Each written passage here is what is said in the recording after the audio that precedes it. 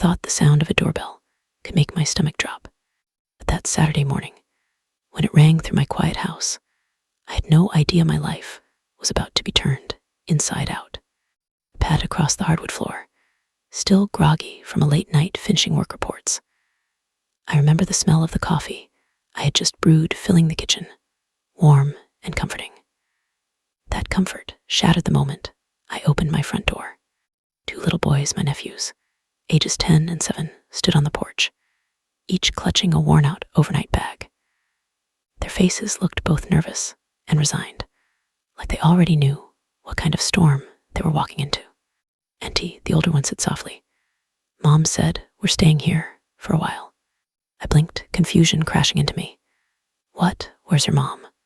"She went on vacation," the younger one whispered, his 2 front teeth missing so that his words whistled. "She said you'd take care of us." My heart sank into my stomach. My sister hadn't even bothered to show up herself. She had literally dumped her kids on my doorstep like abandoned luggage. I ushered the boys inside, the morning light spilling across the living room, highlighting the scuffs on their shoes and the holes in their socks. My chest tightened. They didn't look like they had been properly cared for. I tried to keep my voice calm for their sake. "Sit down, okay? Let me call your mom." As they curled up nervously on the couch, I dialed my sister's number 10 times in a row before she finally picked up. Her voice came through, syrupy and irritated. "What do you want?" "I'm boarding my flight." "Boarding your what flight? Are you out of your mind? You just left your kids on my porch with bags. You didn't even ask me." "Relax," she cut me off, her tone dripping with that same superiority I'd hated since childhood. "It's just 8 weeks. They'll be fine. You don't have a life anyway." 8 weeks. My pulse thudded in my ears. "No, absolutely not.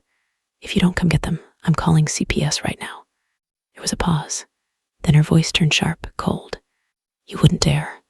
"Watch me," I snapped. My fingers were already hovering over the search bar on my phone for Child Protective Services.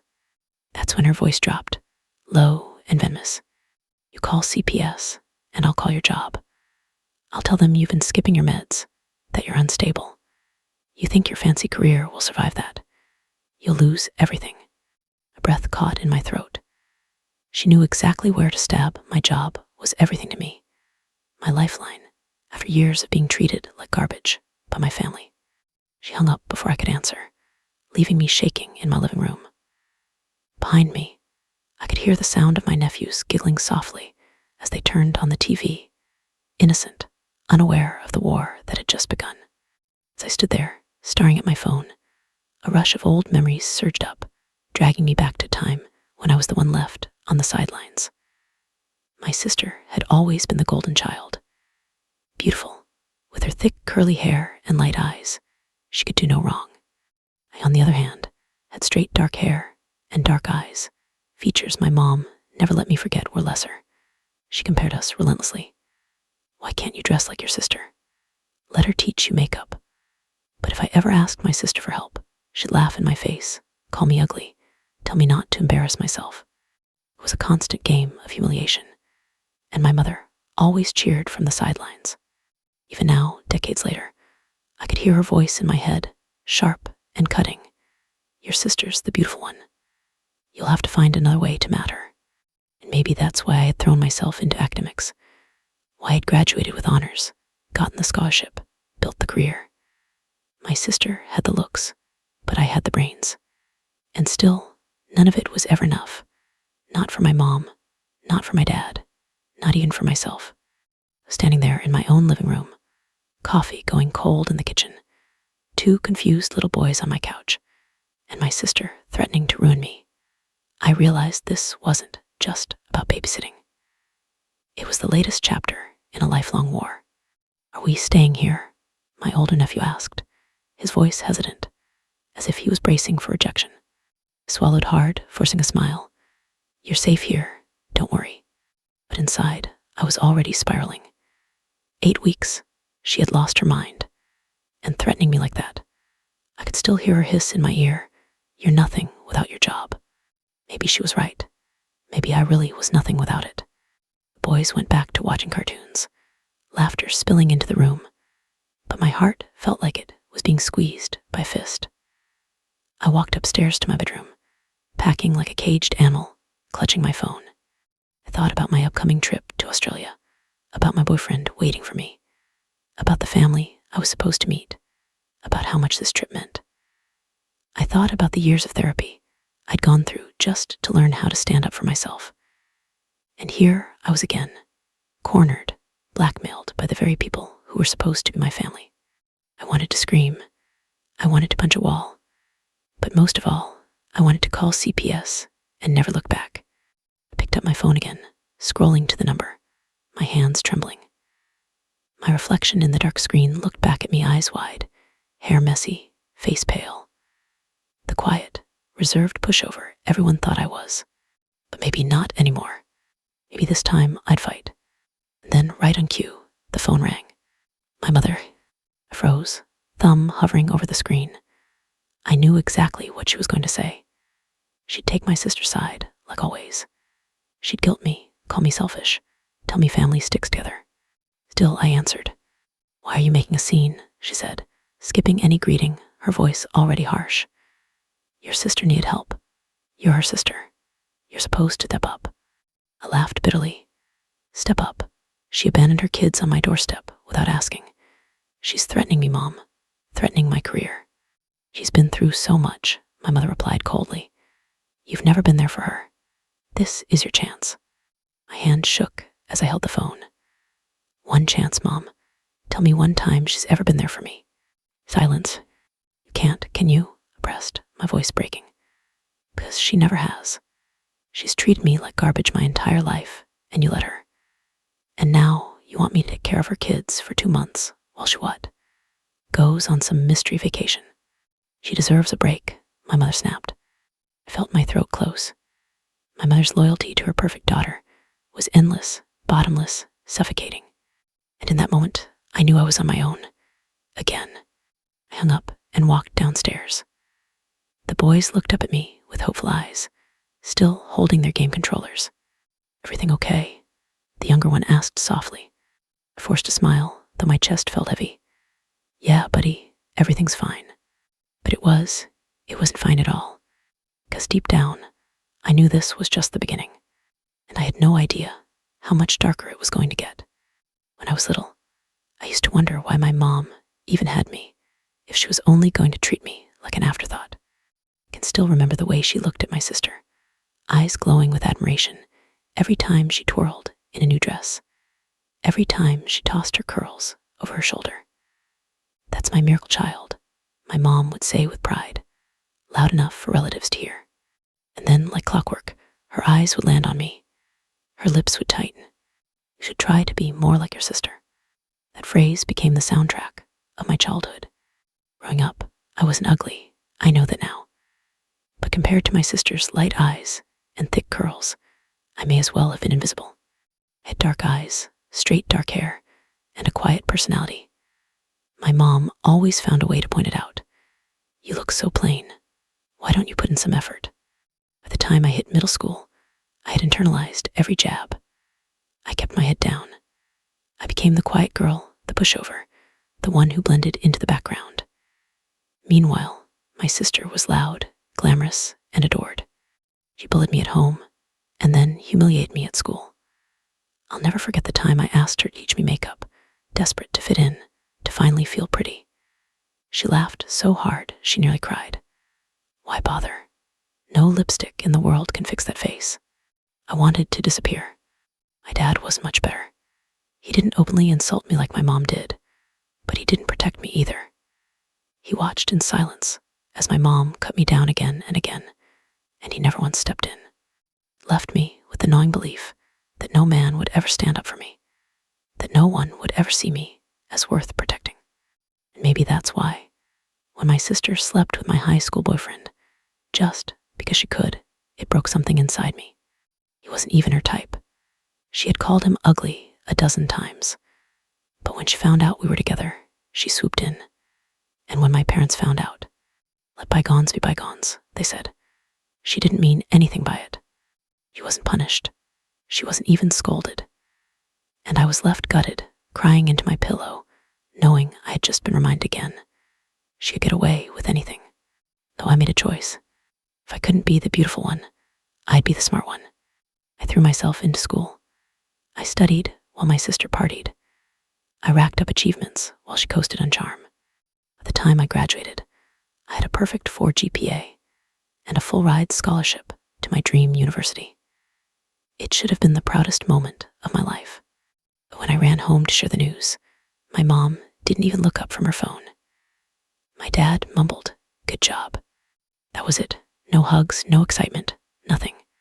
I remember going upstairs to my room, collapsing on my bed, and sobbing until my chest ached. That was the moment I realized no accomplishment of mine would ever make me worthy in their eyes. But in a twisted way, their rejection fueled me. I promised myself I'd never rely on them for anything. Graduated with honors, landed a high-paying job right out of college, and built a stable life. 6 figures by 23. My own house by 25. I had carved out a life on my own terms. But even as an adult, whenever I came home for the holidays, my mom found ways to belittle me. I remember one Christmas when an uncle congratulated me on a promotion. My mom cut him off mid-sentence. "This is boring," she said loudly.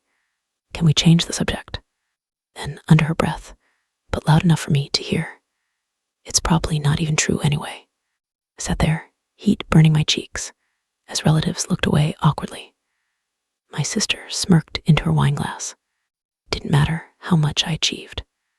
My mom would always find a way to dismiss it, and my sister would always get the spotlight. Though when my sister showed up in my life again, this time through her kids, it wasn't just about babysitting. It was every childhood wound ripped open, every old scar bleeding fresh. Because I knew one thing with certainty. If I didn't play along with her scheme, my mother would back her up. Just like always. That weekend with the boys, I started noticing little things that made my chest ache. Their clothes were too small, stretched at the seams. Their socks had holes. They asked for seconds at dinner, as if they weren't used to eating enough at home.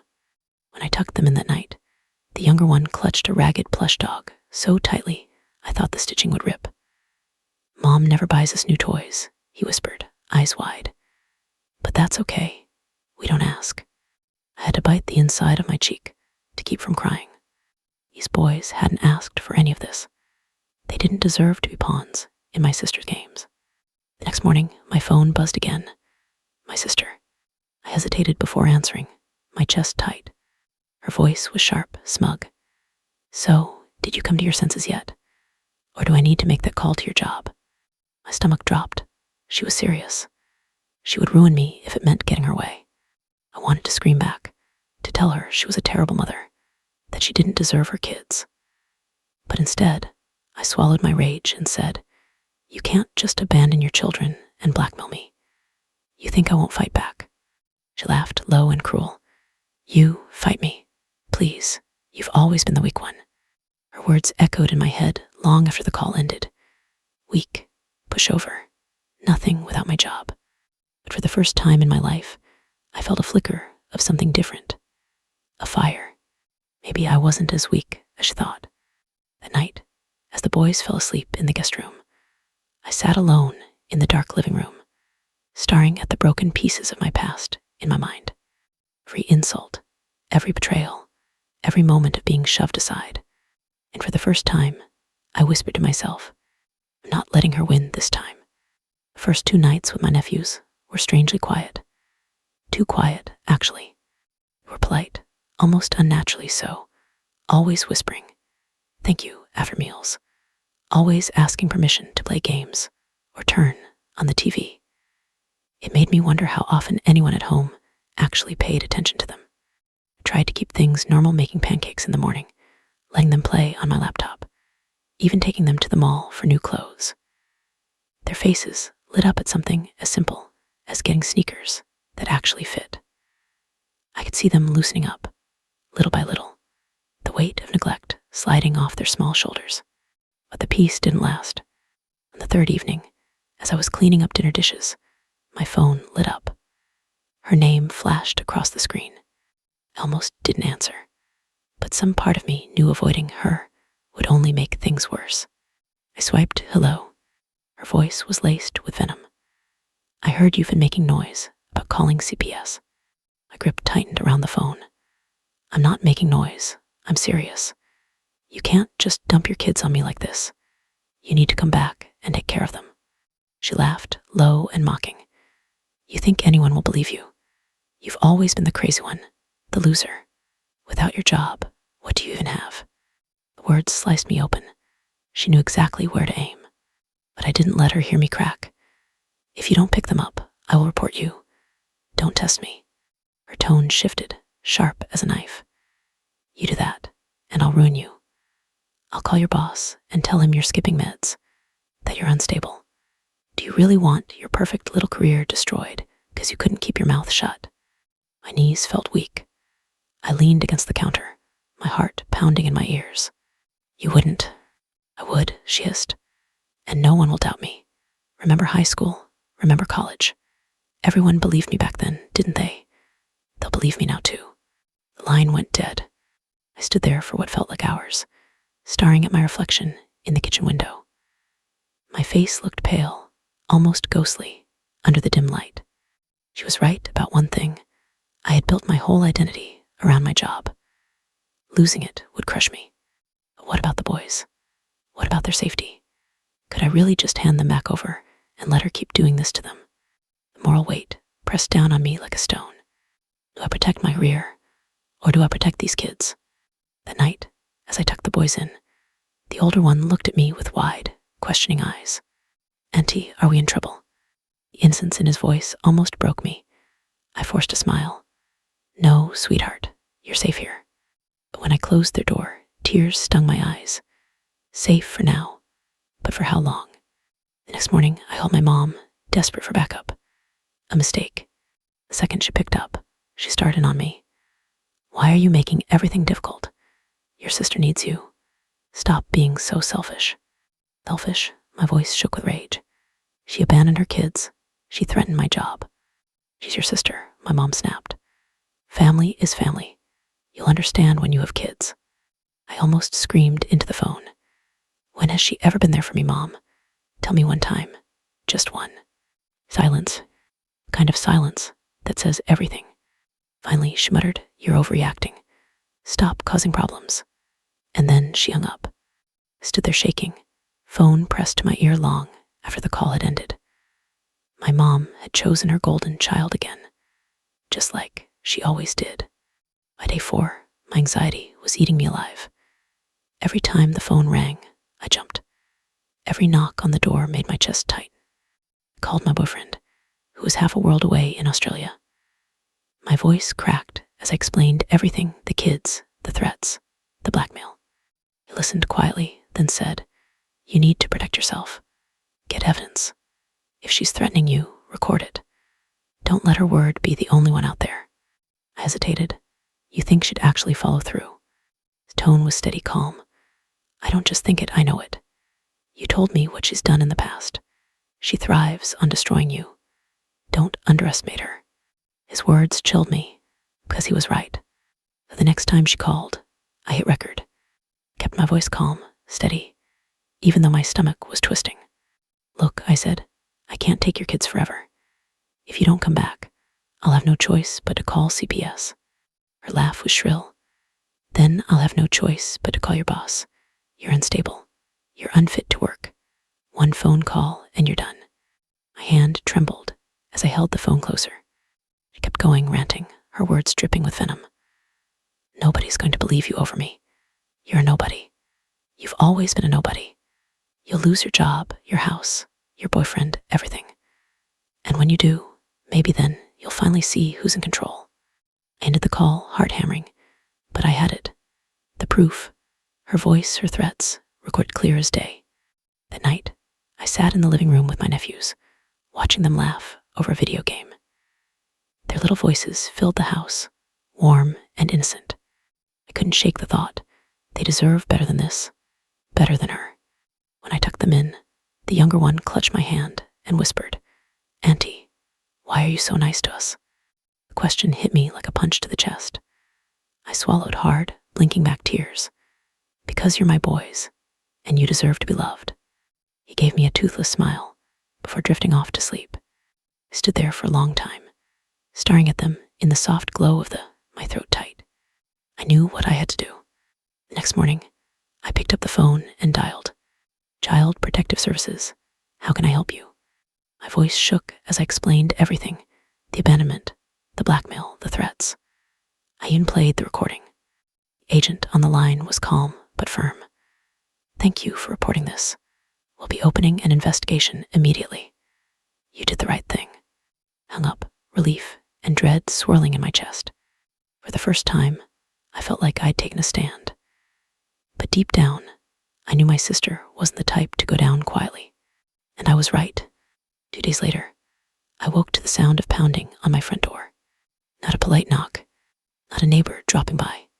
It was heavy, violent, like someone slamming a fist into the wood. My blood ran cold.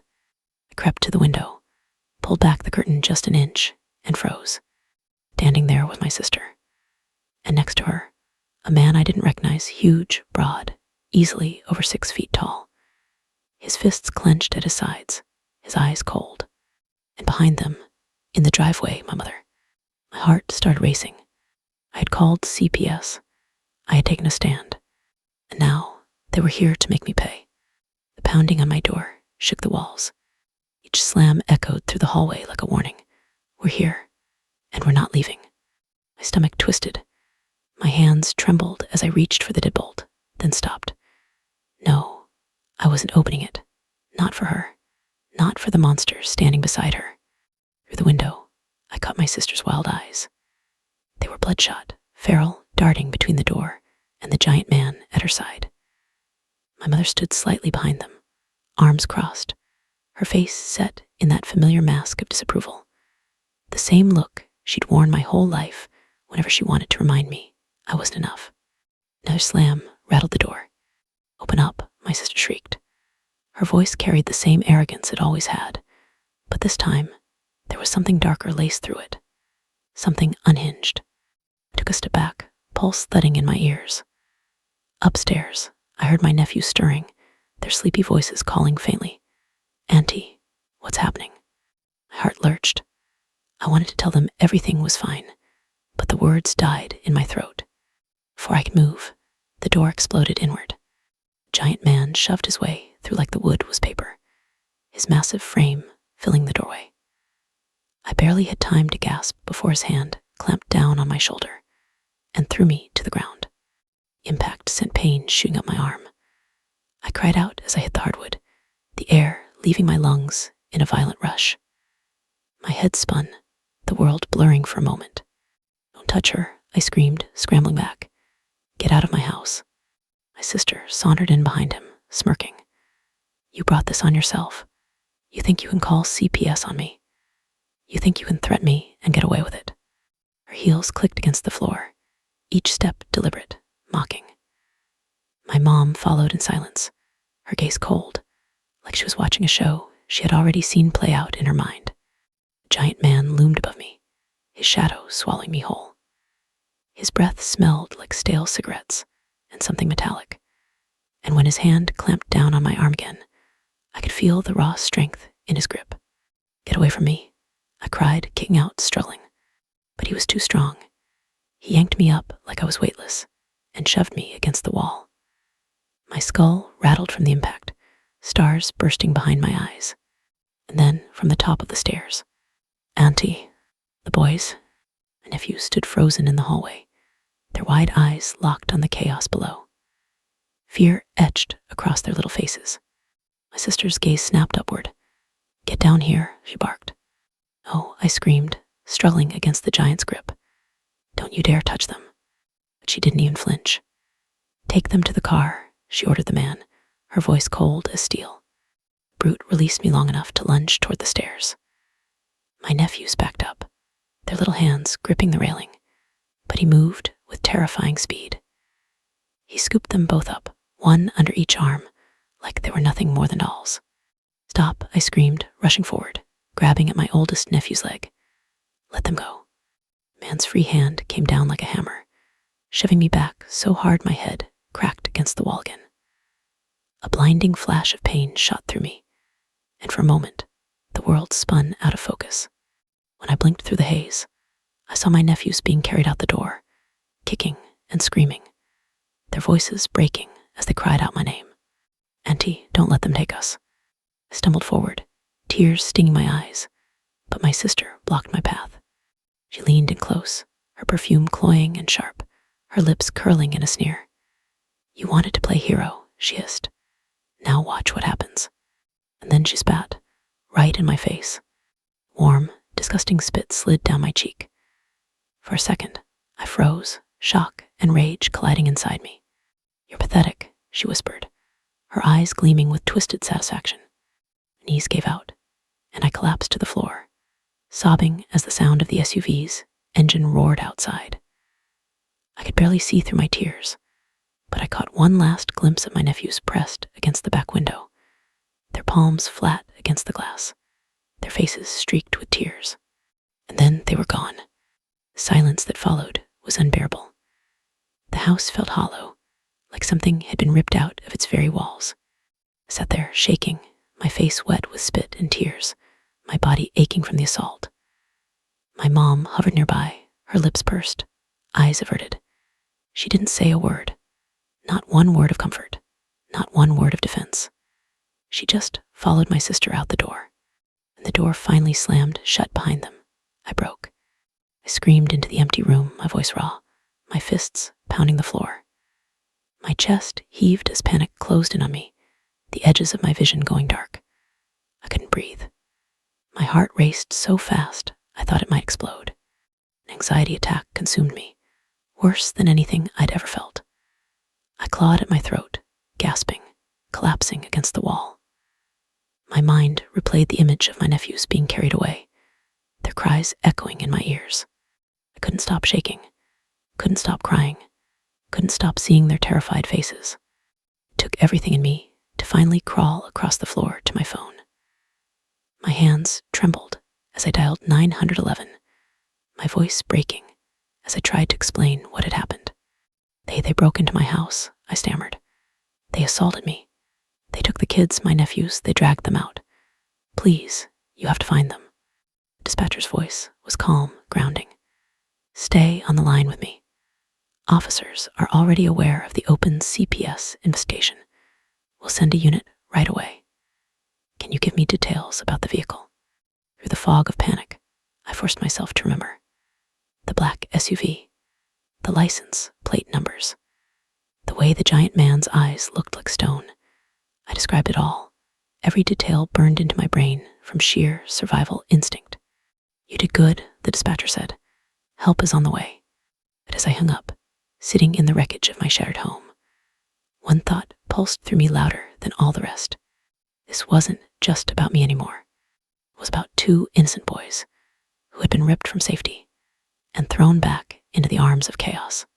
And I wasn't going to stop until I got them back. The next few hours blurred together in a haze of flashing lights and clipped voices. By the time the police arrived, my shoulder throbbed like fire, and my head felt like it was stuffed with cotton. I barely registered the paramedics lifting me onto a stretcher, the cold snap of the night air against my skin, the way the red and blue lights painted the front of my house like a crime scene in a movie. Except it wasn't a movie, it was my life. I kept trying to sit up, gasping. "The kids, my nephews, please find them," until one of the officers pressed gently on my arm. "We've already got a bolo out for the SUV. You did good remembering the license plate. Now let's get you checked out." Gurney wheels rattled against the sidewalk as they loaded me into the ambulance. I stared up at the ceiling, tears sliding into my ears. All I could hear in my head was the boys' cries, their small fists pounding against the back window as the car pulled away. At the hospital, the fluorescent lights made everything feel too bright, too exposed. Nurses bustled around me, clipping monitors to my chest, checking my pulse, shining lights into my eyes. "Possible concussion," one said briskly. "Contusion on the shoulder. We'll order x-rays." Antiseptic smell of the ER filled my nose, sharp and sterile. the paper gown scratched against my skin. I wanted to scream, to run, to tear down the hallways until someone gave me back those boys. Instead, I sat there quietly, shivering, my hands balled into fists. When the doctor came in, he was calm but serious. "You've got a mild concussion and some bruising on your shoulder. No fractures, but you're going to be very sore. We're going to keep you overnight for observation." I nodded numbly. Words felt heavy in my throat. A police officer came to take my statement while I lay in the hospital bed. He clicked his pen, his notebook balanced on his knee. "Start from the beginning," he said gently. Voice shook as I recounted everything, the pounding on the door, the giant man forcing his way in, being thrown into the wall, the boys screaming as they were dragged out. My throat tightened when I got to the part where my sister spat in my face. I could still feel it, hot and slimy against my skin. The officer's jaw clenched, but he kept writing. "You did the right thing calling CPS earlier," he said. "Between your report, the recording you provided, and this assault, we've got a strong case building against your sister." I blinked at him, stunned. "So, you believe me?" "Of course," he said firmly. "You've given us evidence. You've been consistent. Trust me, we see situations like this more often than you think. Golden child, scapegoat, parents who enable it's ugly. But it's not uncommon." For the first time in days, I felt a flicker of relief. Someone finally believed me. But relief didn't last. Later that night, when I finally managed to close my eyes, I woke up to the sound of screaming. My nephew's voices echoing in my head. "Auntie, don't let them take us."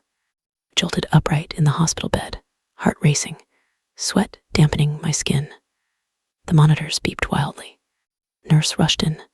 "You're okay, honey, just a nightmare." It didn't feel like a nightmare. It felt like reality clawing its way back into my chest.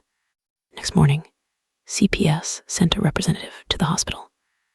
A middle-aged woman with kind eyes and a clipboard sat by my bed. "We've already opened an emergency file," she explained. "Your nephews are officially considered at risk. Until we locate them, they're classified as endangered minors." "Locate them?" My voice cracked. "You mean you don't know where they're yet?" "We're working with the police," she assured me. "We'll find them. In the meantime, we need to document everything. Every threat, every interaction, every time your sister endangered those children." I handed her my phone, showing her the recording of my sister threatening my job, the text she'd sent me, even old messages where she'd mocked me about being nothing without work. The CPS worker's face tightened as she scrolled. "This will help. You've done the right thing." I wanted to believe her. But all I could picture was those boys, hungry, scared, trapped in the back of that SUV with strangers who didn't care about them. Days later, I was discharged from the hospital with a sling on my arm and a packet of aftercare instructions. My body ached with every movement, but the pain in my chest was worse. Called as soon as I got home. His voice was steady, soothing, the way it always was. "I wish I could be there," he said. "But listen to me, you are not weak. You're stronger than anyone in that family. And those boys, they need you to keep fighting. Promise me you won't give up." Tears slipped down my cheeks. "I promise." A week blurred into endless phone calls, detectives, lawyers, CPS agents. Each one pulled a different piece of my story, like patching together a puzzle of abuse and neglect that had been years in the making. The bruises on my arm darkened into angry purples. The bump on my head throbbed whenever I bent down too fast. Every ache was a reminder of what my sister had done. But I kept going. I wrote down every detail I could remember. I saved every message. I kept my phone charged at all times, waiting for updates. Because this wasn't just about me anymore. It was about proving once and for all that my sister wasn't the golden miracle child everyone thought she was. On the 5th day after the assault, the police called. They had found the SUV. It had been pulled over on the side of the highway after a short chase. The giant man, whose name turned out to be, had attacked 2 officers before being shot in the thigh. My sister had fought too, clawing and biting like a cornered animal. Both were arrested on the spot. The boys had been taken into CPS custody immediately. I sank into a chair when I heard the news, tears flooding my eyes. Relief and grief crashed together inside me. They were safe, but they were also out of my reach. When I finally got to see them a week later, it was at a supervised visitation center. I ran into my arms the second they saw me. The older one clung to me so tightly I could barely breathe, while the younger one sobbed into my chest. "I knew you'd come for us," the older one whispered. My heart cracked wide open. I kissed their heads, breathing in the smell of their shampoo, holding on like I'd never let go. The CPS worker cleared her throat gently. "We'll need to discuss long-term placement. Your sister's case is moving forward, but custody will be determined by the court." I nodded, tears blurring my vision. I already knew what I had to do. I was going to fight for them, whatever it took. But when I got home that night, bruised, exhausted, and emotionally raw, my phone rang again. My mother. I almost didn't answer, but curiosity, or maybe masochism, made me swipe. Her voice was cold, furious. "You've destroyed this family. Do you understand that? You've put your own sister in jail. You've turned your nephews into wards of the state. All because you couldn't keep your mouth shut." Something inside me snapped. "No, Mom," I said, my voice shaking but firm. "She destroyed this family. You let her. You enabled her. And I'm done. Done letting you both hurt me. Done letting you hurt those boys." There was silence on the other end. Then a sharp click as she hung up. I sat there in the quiet, my phone heavy in my hand, my body trembling. For the first time in my life, I had stood my ground against both of them, and I knew the war was just beginning. The first court date felt like walking into a battlefield. The courtroom was cold, lined with oak benches that creaked when people shifted. The smell of polished wood and old paper lingered in the air.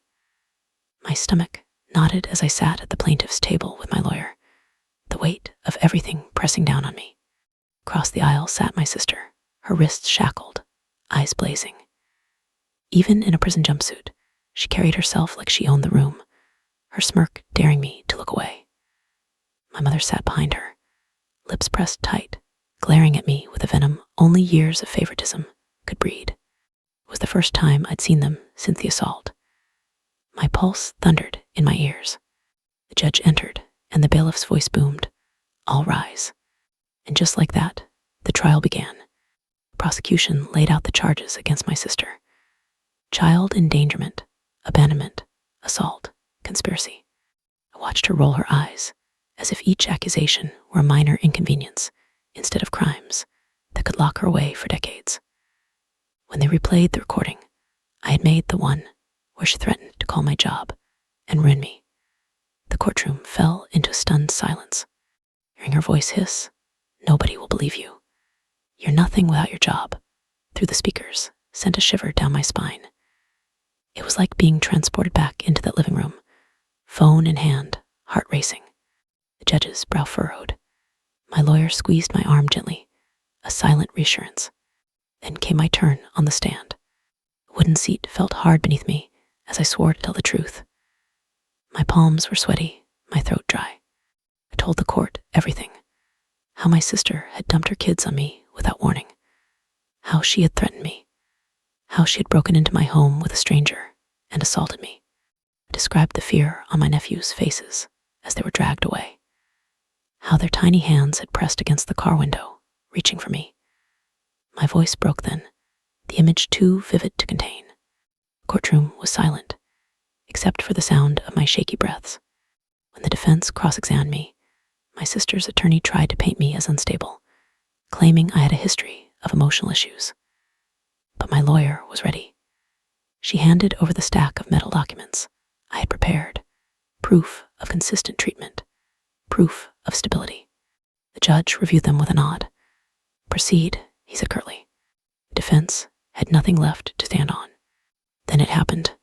The judge mentioned, almost in passing, that I had also filed for custody of my nephews. The words hung in the air like a grenade. My sister's head whipped toward me, her eyes narrowing. Her smirk vanished. "What?" she snapped, voice rising. "She what?" Her lawyer tried to calm her, but it was too late. She exploded. "That little beach thinks she can take my kids. Over my dead body," she screamed, lunging toward me across the courtroom. The bailiff moved fast, but not fast enough. She clawed at me, her nails raking across my face. Pain seared my cheek as she yanked my hair, spitting curses. "You'll never have them. Never, they're mine." Her teeth sank into my forearm, the shock of it stealing my breath.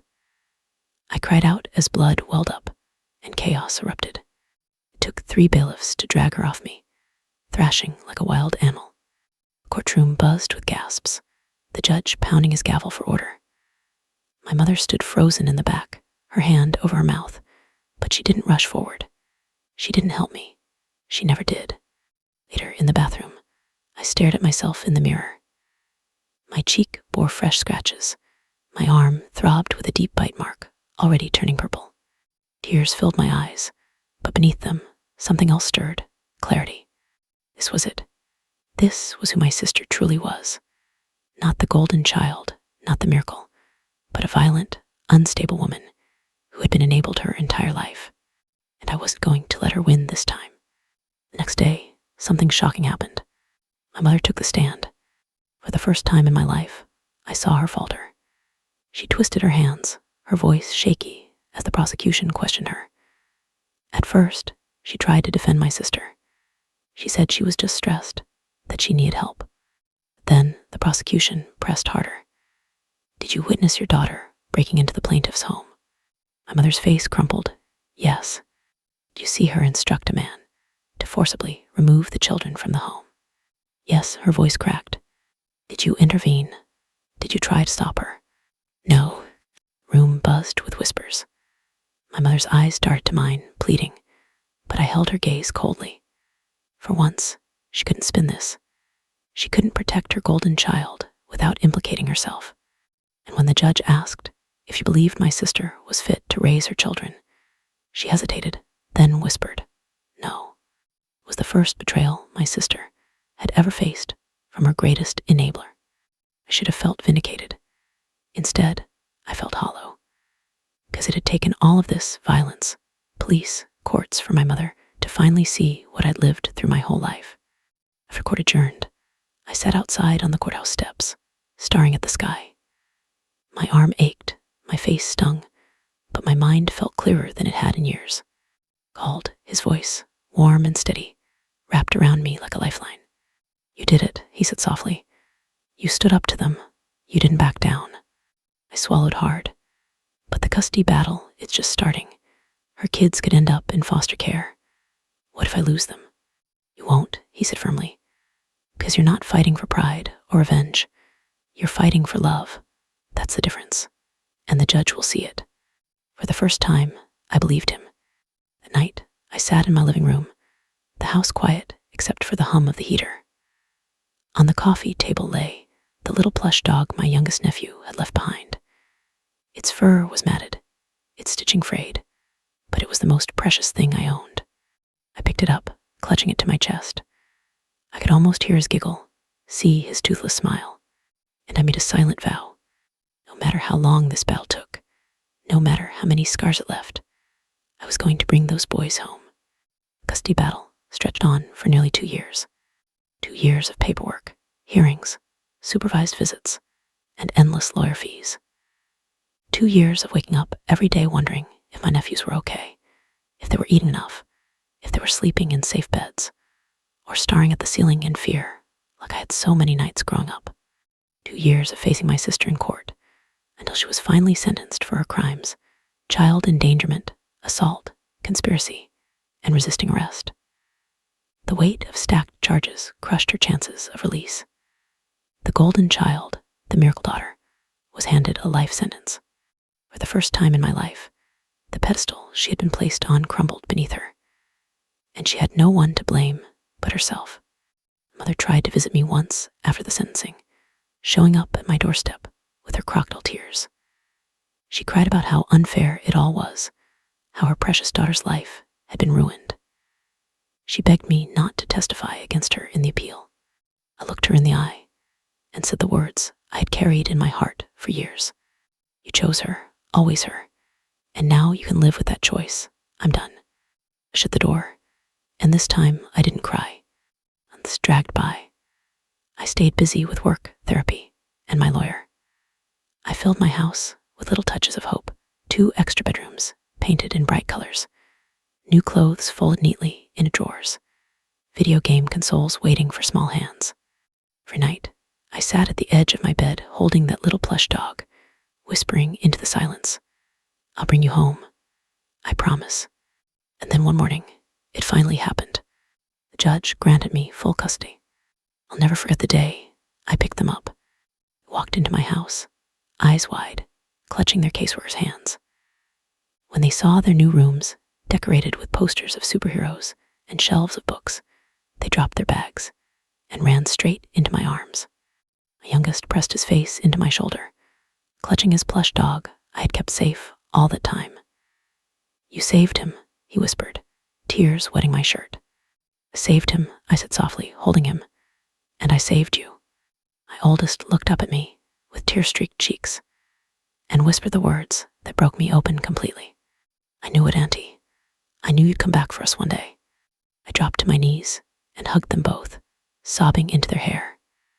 For the first time in years, my tears weren't from pain. They were from relief, from love, from the promise of something better.